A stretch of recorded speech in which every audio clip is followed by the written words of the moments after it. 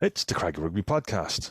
It's a podcast I didn't think I'd be doing this early after our end of season podcast last week, but we've got a United Rugby Championship to talk about. And on the call today, we've got Niall Shiel How you doing? and William Davis. Good afternoon, lads. We also have to talk about the Connacht lads who've have to get into the Ireland squad, and we'll talk about the under-20 squad as well. But it's all about the Urk, isn't it, William? Yeah, the Urk rather caught me by surprise this morning. I was not expecting that to land on my phone at whatever time it did. We knew it was coming. Bit of notice for media might have been handy. But yeah, it's here. We now have a plan for, in theory, the next 5 seasons. This apparently is what they're intending to have. 16-team tournament, we knew that. They've gone for this regionalized pool system with a single table. Every game you play will count on an over the season table from 1 to 16. But you've got regionalized groupings. You've got 4 Irish in one group. You've got 4 Welsh, 4 South African, and you've got a split one that is 2 Italian and 2 Scottish. The top 8 in the overall table, when it finishes after 16 games, will go into 4 quarterfinals, 2 semi-finals, and a grand final. And the top 4 will be will get home games, and the top 2, if they qualify, will get home semi-finals. So that's all very simple. Where it gets a little bit more complicated is how the European qualification is going to work for the Champions Cup. And this is what I think is getting most of the attention. Top of your regionalized pool or group will go into the Champions Cup. So therefore, 1 Irish, 1 Welsh, 1 South African, and 1 of either a Scottish or Italian team are guaranteed a place in the Champions Cup for the following season. And then the next 4 unqualified highest placed teams.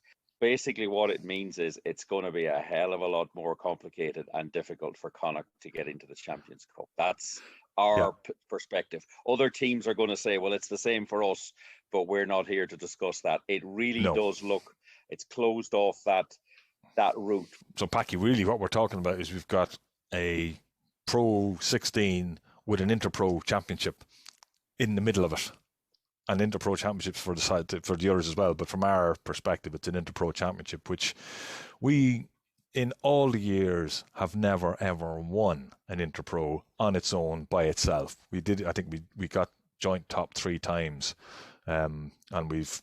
Even the year we won the championship, we lost twice to Ulster, for instance.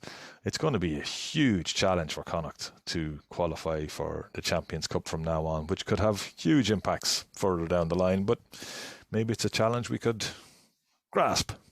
Oh yeah.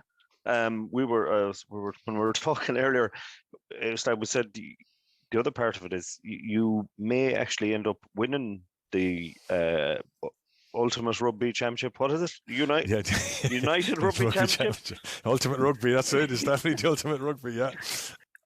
I think you can win it and not actually qualify for Europe as well, in theory.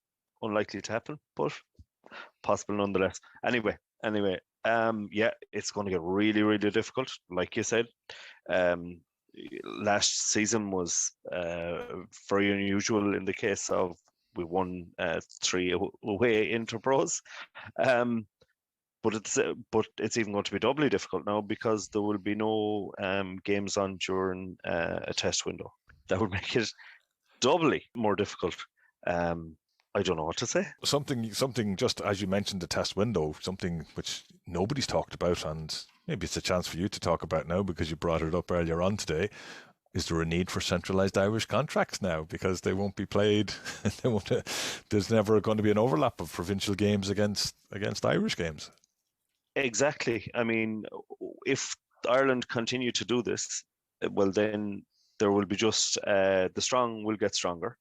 So I think they should just divvy up that senior men's player budget between the more provinces equally. That'll still leave Leinster and Ulster, Leinster especially, because they've more access to more funding. They'll still be have more funding for that. And the rest of us will have to do the best we can. But I don't see any reason for central contracts now. I know we have one, but there's no point in one province having 4 or 5 or 6, and the other 2 or 3 being divided up between them. Problem is though, if you get rid of central contracts, your best players are going to be poached out of this league and disappear off somewhere. And the whole point, the difficulty with that is it's a difficulty for Ireland because you don't have them under control. It's also a difficulty if you're trying to sell to people, this is the league where you get to see the best Irish players, because that's the whole point of these non-international weekends. Yeah, but the provinces can surely pay for them. Yeah, like the IRFU, the provinces are still part of the IRFU.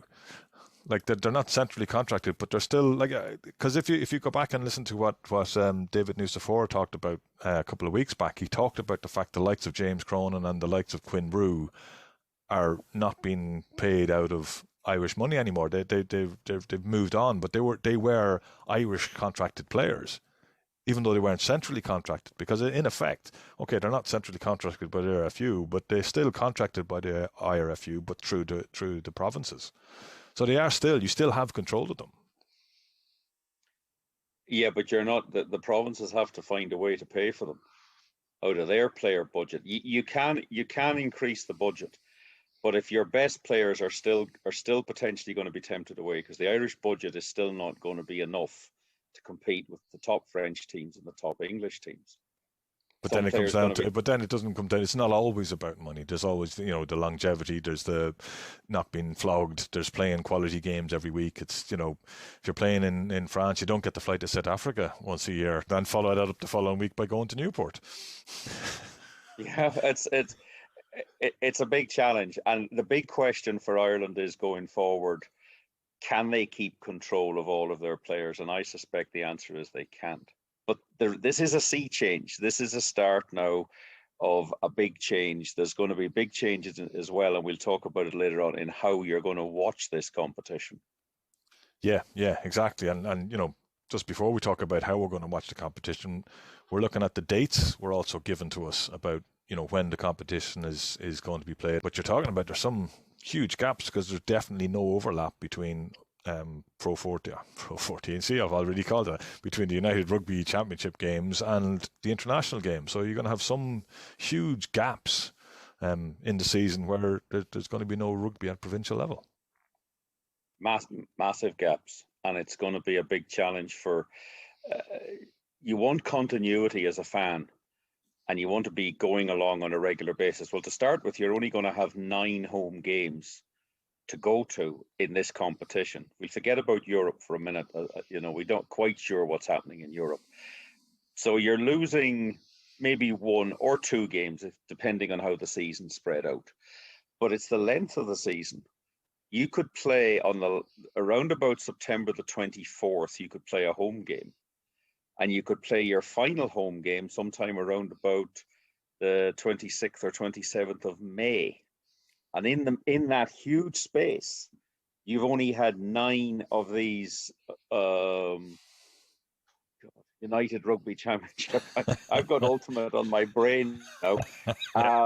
So that's a big challenge for the marketing people. It's a huge spread, and there is weeks when there are no games. And the assumption was, and what they tell us is, we've tested the market, and people don't want to go and watch their teams when the internationals aren't there. And I would go, fine, have you been to the sports ground when there's 7,000 people in at Christmas and Munster have turned up with a second team and Connacht are missing a few guys as well because they've been at Irish camp or their minutes or whatever? Those fans didn't seem to notice. So I actually think it's more television is saying, we want to see these players because they're our draw. That's how they're going to sell it to the international market, isn't it? As in the international rugby community, maybe people in the UK, wherever else that might want to watch rugby. Okay. Is it a case of less is more? So you're going to have the home games are going to become much bigger events because there's going to be less of them, because it looks like we don't know yet, but it does look like there's going to be only 2 home pool games in Europe from now on rather than 3. So we're down there as well. We're not going to get that as well. So it means that when you get a chance to get to a home game, you have to go, because it's not a case of, I'll miss this week because it's 1 in 2 weeks time. It's, I'm going to miss this week. Christ, if I miss this week, I'm not going to see one for another month. You'd be lucky in some cases to be a hell of a lot longer than a month. I'm not sure, but I'm concerned about this, because if you look at the situation in England when they have gaps, they've had the Premiership Cup and everybody laughed at it, and they were still getting 15,000 people turning up at Leicester, and they were getting big crowds turning up at Bristol for games like that. They had a bit of an Anglo-Welsh competition a couple of seasons ago, because rugby fans, funnily enough, go to watch rugby matches. That's what they want to do. And you expect them to buy the jerseys and the gear and all the rest of it. They want to go and watch rugby. And they're not supporting individuals, they're supporting the team. They're supporting Connacht or Leinster or Glasgow, whoever it is. And they're not going, well, I'm here to support Jack Carty. That's the only reason I've come along tonight, or I'm here. They're there because they support Connacht. And 9 games or 11 games as a season, that's not a lot of rugby. I'm just, this is all I can see is these gaps, and you're thinking, well, what are you going to fill in with those They gaps? can come watch the clubs, and they can let those players go and play with the clubs, the IL teams. Yeah, I was waiting for that, because it is the perfect opportunity to do that. Do you scrap breathe a bit of life back into it? Do you scrap the A teams to do that then? Well, no, I wouldn't do that either. But there's plenty of room for this. Like, we've had A games. The Eagles have been playing for the season, but we could breathe a bit more life back into the clubs. I mean, they're doing this in New Zealand, and they're the leaders, and always have been. But they're doing this now, and they can, Jesus, help out the clubs a little bit. Club rugby is really it's really dying a death.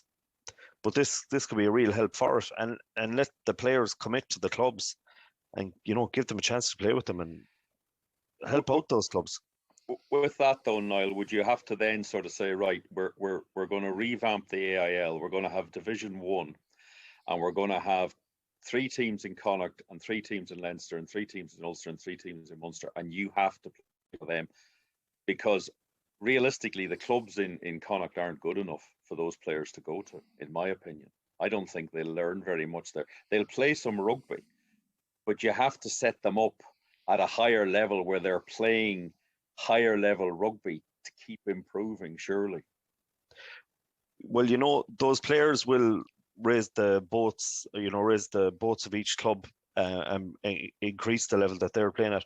I kind of disagree with that. I think that those players, Connacht themselves need to give back to the clubs, and to give the clubs this opportunity to get players that will help raise them up. In Corinthians years ago, a Connacht player got injured, and when he was coming back, he played with the club, and we got promoted that year off the back of him being with the club for a while, and it helped raise the level of the club. And as a result, the club has stayed up there more or less in that level now ever since. But I just think it wouldn't be great for clubs to get this. I mean, Ardy Savea, Dan Carter, all these guys went back and played with their hometown clubs, or the clubs that they were assigned to from their provincial unions. And it's apparently was a massive success down there. I think that can happen here, and you get the opportunity for these guys to train with their clubs. Like, they're with Connacht full time, so they're not going to. Rugby seems to be that once you're in that system, once you're with a team and you're training away with them, that seems to be more important than actually have been playing before. And we see this with the international team, that you don't need to be a first team player. I always thought you would have had to, but you don't seem to need to be. They seem to want to get guys in and get them ingrained in the system or whatever. So they're already in that Connacht system. So I just think it'd be a wonderful opportunity to give back to clubs. Plus, the Eagles are going to be there as well.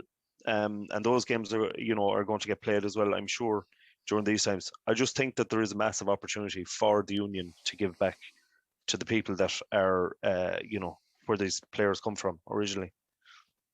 Yeah, Andy Friend was talking about that last night when we interviewed him on Go Away FM, and he said he can see a route to that happening. But then you'd have to let the overseas players play in the AIL. You wouldn't be able to take the non-Irish qualifieds out and say, well, Jared Butler, sorry, you can't play for your club side, or whoever you're linked with, because then they would have nothing to do. They'd just be sitting around. Oh yeah, and I'd agree with that too.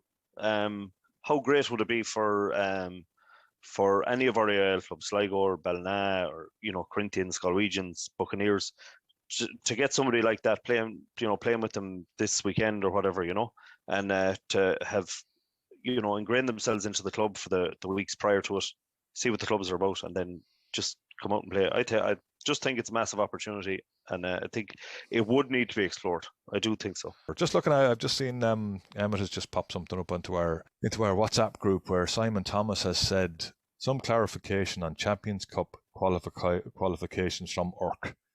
It is in place for 2 years, after which the Irish, Scottish, Welsh and Italian unions will have a unanimous decision to retain it, or otherwise it will likely to become just a straight top 8.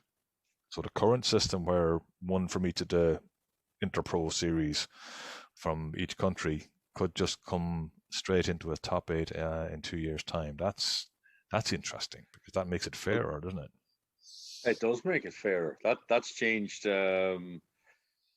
The problem is when it's 4 Irish and 4 South African, the Welsh and the Scottish and Italians won't be very happy.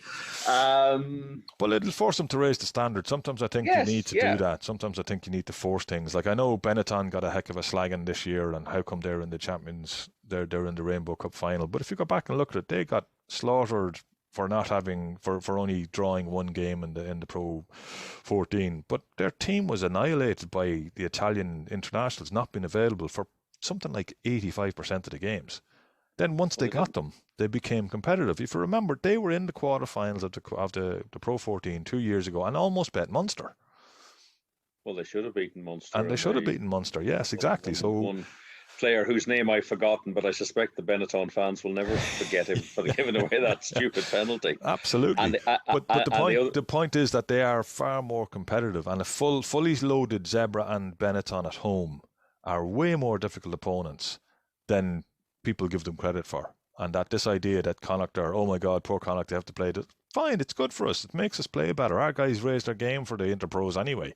The question is, can they make sure they keep raising the game for the other game? But, it's not just this simple idea of, oh, well, the Scots and Italians get off, Glasgow going to... They're not. I disagree. Hold on, Ellen. You got that a little bit wrong. Oh. Okay. It's in place for 2 years of qualification, after which the Welsh, Scottish and Italian unions will have to be unanimous in their decision to retain it. To retain it, sorry, misread it. Otherwise, it will likely become straight top 8. Yeah. So it just means one of the unions has to go against it, and then it will become straight top 8. Right. Fair enough. Well, that'll be, but at least it's there. At least there's that would option. be a fun. That would be a fun meeting to be at. Well, Connacht are just after getting equal representation on their few boards, so maybe they might put their case forward for that. Excellent. Well, but it just goes to show that this is, as you say, William, nobody knew this was coming. There was nothing in the couple of podcasts I listened to on a Monday night. Nobody mentioned anything like this, or even a whisper of it. I know it would have been embargoed, but you would have had some sort of whisper about possibly something was going to be announced. But it hasn't, and straight away here we are, 5 or 6 hours after the announcement, and there's already talks of a change about how qualification comes on. Plus, we're talking about South African teams playing in European rugby. That hasn't been finalised yet. It's not guaranteed. It hasn't, but I think EPCR as an organisation are very open to it. I don't think Simon Halliday and the people at the top have a problem. My guess, I'm only surmising this, is I suspect the French teams are the ones that have the French Union. I don't think it's a problem for us, and I don't think it's a problem for England. They would actually look on this as maybe an opportunity to go and do a bit of warm weather training down in December. Their fans would think Sale are playing in Cape Town on the 18th of December. Let them at it. And we'll stay on for another week and we'll have our Christmas break. I'm just thinking the way I would be thinking. Yeah. But in France, pick up a test match down there, because rugby fans tend to be cricket fans for the most part from that part of the world, and there's bound to be a test match on down there somewhere too. So there is, and it's cheap to get in, and it's sunny and it's warm, but it's still a question mark if you go from playing in 3 degrees in Toulouse the previous Saturday, and now you're going to be dumped down at altitude in Johannesburg when it's 26 degrees and the humidity is like sitting in a sauna. That is an issue, and it's just the scale of, you've got to move down there, you got to get back. Do you want to play? The South African teams are going to be gearing up to play at Christmas, and they're going to also, it has to be said, be playing during these windows, because that's when they're going to play their derby games. They're supposed to get Christmas off, from what I can see, because of the heat. That's peak summer. Yeah, it's peak summer down there, isn't it? It is. So I'm not sure this is fully, but look, I think they must be very close to resolving this issue. And it will add to the interest in Europe, but it's slightly odd, and I think French teams just look on away matches slightly differently. Their fans don't travel in huge numbers. They won't even travel 100 kilometers down the road to watch a game. But I've been told that in France by French people from teams. They're fascinated that Connacht would turn up with maybe 1,000 people at a game in Toulouse again. So it's got that's another sea change. This is change. This is post-COVID land where people have sat down and said, right, things are going to change a bit. I know this was happening before that, but I think the whole COVID situation has given a push to this. And yeah, it's all change is good, I'm not sure, but I think what you'll have to do is you'll have to accept that there are things that will happen that you won't like, but there might be some things that happen that you do like. That's pretty much it. I'd hate to see them in Europe, actually. And for it, I can't see, I don't know, they were just, there was a great competition that got, blasted by the English clubs, and then, they got this other one that came in that didn't capture the imagination, the Champions Cup, and then and I was just thinking, actually, there, when you said EPCR, William, I was just thinking, well, you'd have to take the E out of EPCR. So we're all used to PCR tests now. So maybe it's a foretaste to us to come. I don't know. I wouldn't like it. Let's put it that way. Okay. Well, just before we move away, because something I almost forgot about before, because we do want to talk about the Ireland squad and the under-20 squad. But before we do that, the TV deal. It looks like most of the games are going to be on terrestrial TV, which is brilliant news for people who want to be able to watch rugby on terrestrial TV. And also, how are the likes of RTE and the BBC going to show all of these games? It looks like there might be a lot of online stuff coming down the line too. It is good that it's free to air, because in theory that brings people in. I'm not sure. It certainly did in Australia, because for their post-COVID competitions they just had, where they just played in Australia, the numbers went through the roof apparently. I think linear terrestrial television is changing. Younger people, much younger than me, watch their sport and consume their media in totally different ways.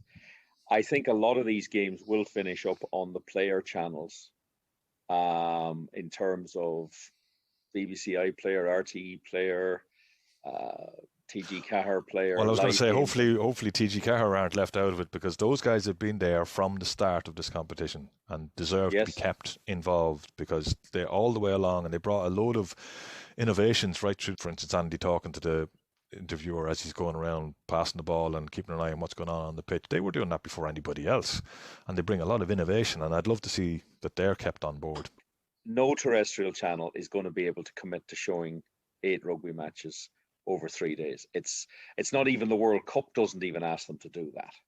So there is going to be games that are going to have to go onto an online structure. There will probably, by the looks of it, be an international streaming service, which means if you're in New Zealand or Australia or Pakistan or wherever you are and you want to watch the match, if you pay the money, you'll be able to access.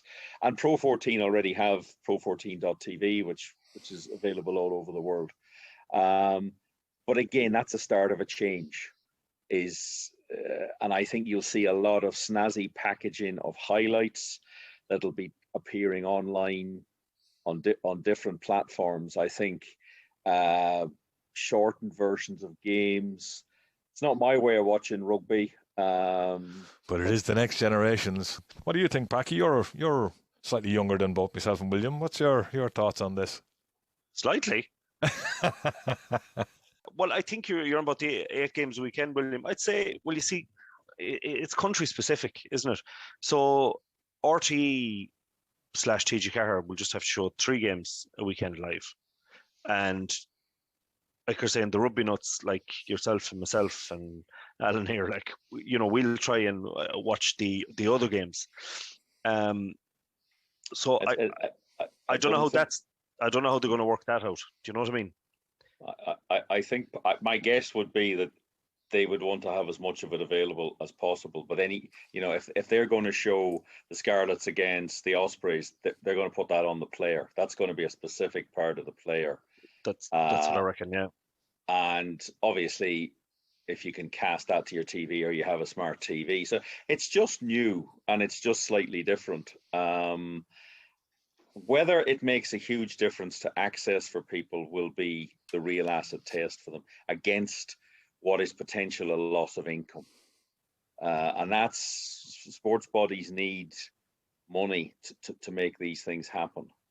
And I agree with Alan about interactivity. If all of this generally starts in American sport, and a lot of what goes on in American sport to us looks very false and very driven by trying to whip up an atmosphere that isn't already there because it's entertainment.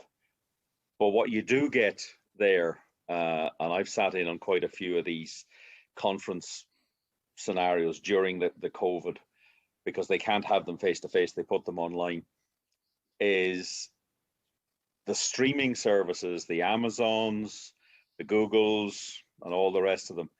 They seem to have a much better fix on what fans want than what the sports organizations are running behind them.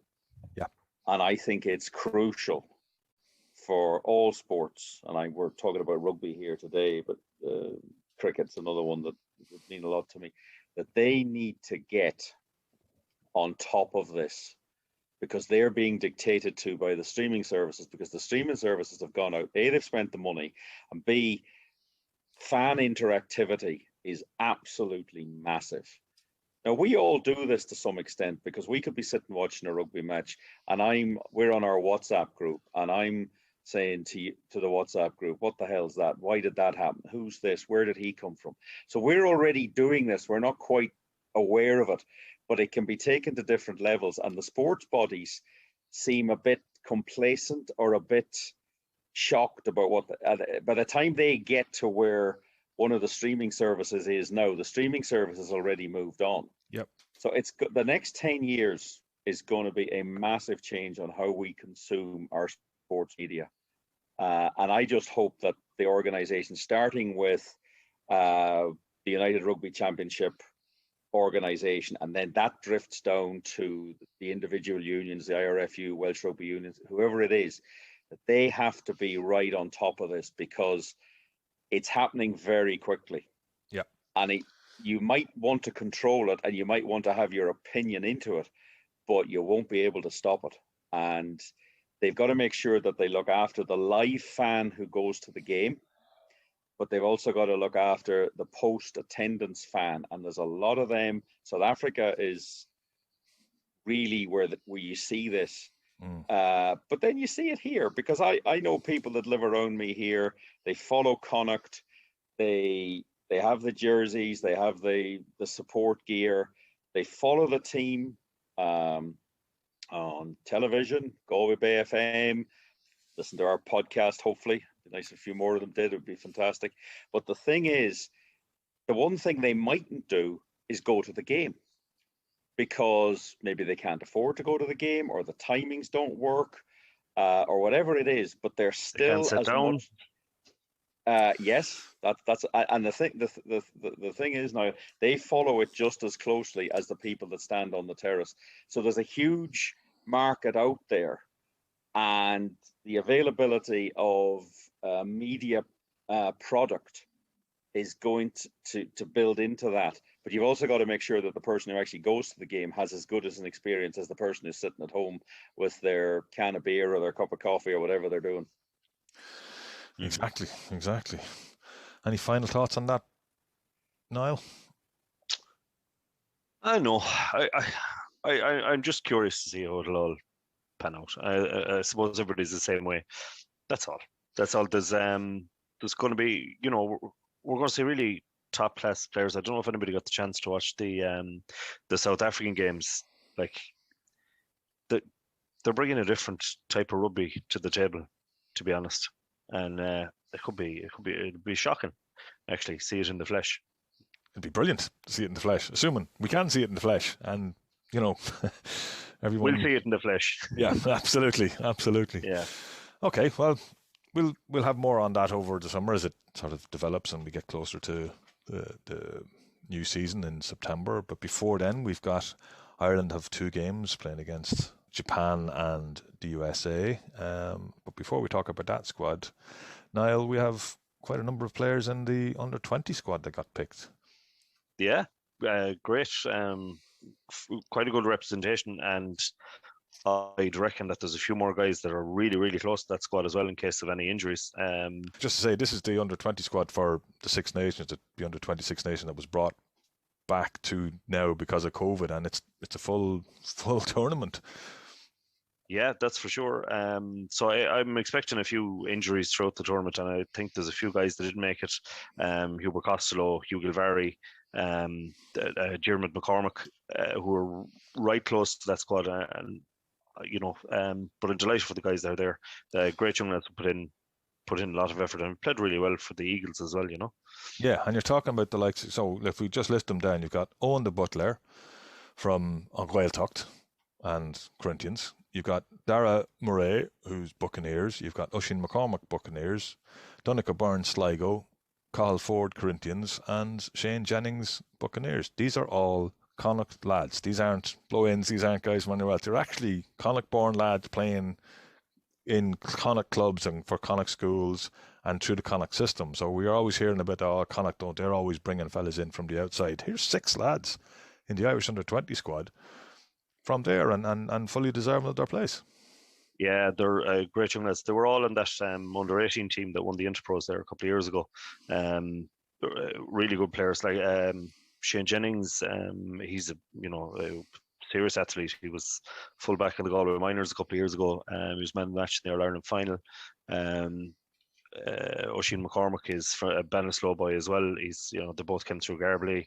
That have had lots of IP given to them there by the likes of Mike Devine would have coached them, and so they and the Murrays are they're creating their own dynasty now down there in Roscommon, and Owen the Butler as well coming through on Gaeltacht. Great line out thrower, good in the deck.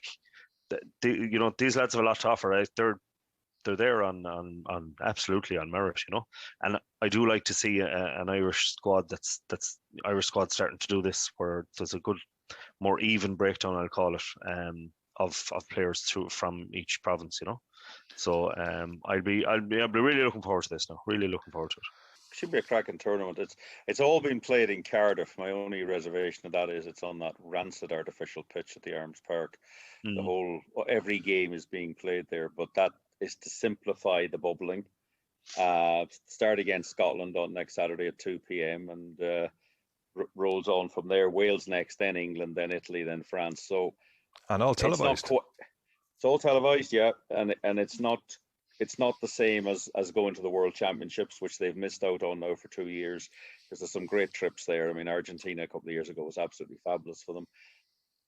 But this is where you want to be. You want players in this, and they get to test themselves now against the best, and thoroughly looking forward to it. Yeah, it's always excellent rugby as well. It's always excellent. They always back themselves. They always go for it. You know, what's the French call it? You know, that Joie de Vivre isn't being coached out of them at that stage. Yeah, jouer. It's very much jouer, which is brilliant. Okay, so we're coming up near the end of the podcast now, and only one thing left to talk about, which is Ireland are playing, as I just mentioned earlier on, and we've got 6 names in there. We've got Caelan Blade, Tom Daly and Paul Boyle, all possibly going to make Ireland debuts. Hopefully they will. Ultan Delan, Finlay Bealham and Dave Heffernan in the squad. Some chances for guys to really lay down markers that they're capable of playing at that level. Yeah, absolutely. And of course, look, Paul Boyle's the next Ireland under-20s captain, which is important. Tom Daly, I'll be blunt, when he arrived, I think it took him a fair while to settle, but he's become a key player. But the man that stands out is Caelan Blade. He's from Monivea. He's Monivea through and through. For them to have got to this stage, I'm just thrilled for them. I think it's for a small club. We've been talking about clubs. They're only a junior club, but he's there now with a chance. I was intrigued today that he was being focused on quite heavily by Jerry Thornley, one of the doyens of the Irish rugby press corps, in an article. I hope he seizes the chance. We know how good he is. They must see something. These are important games. Japan, let's face it, they turfed Ireland. It was New Zealand that knocked Ireland out of the last World Cup, but it was really Japan that stopped the whole wagon train. They haven't played a game since the World Cup, but they're already into 5 weeks of camp. They have a game against the Lions the week before in Murrayfield. Then they're coming to Dublin. They are going to be a hell of a challenge. And America are doughty opponents. You would expect Ireland to win that. That's the following weekend. So these are 2 vital games. There's only 21 games left to the next World Cup for Ireland, if you discount the warm-up games that they play the month before, which are awful games, really. They're such a mess. But serious, hard internationals. You have 10 Six Nations games. This time next year, we'll be getting ready to go to New Zealand for 3 games, that concentrates your mind. But this is an opportunity for players to put their hand up. A little bit of a change into the guard coming, I hope. And 6 Connacht men involved, and I'm delighted for them. Absolutely, and we might have an ex-Connacht man playing against us for America.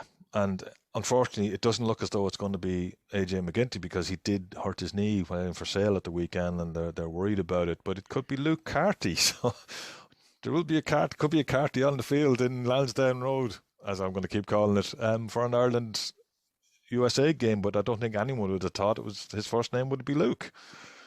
Yeah, in fairness, it's fair for you to say that. I'd be delighted for him.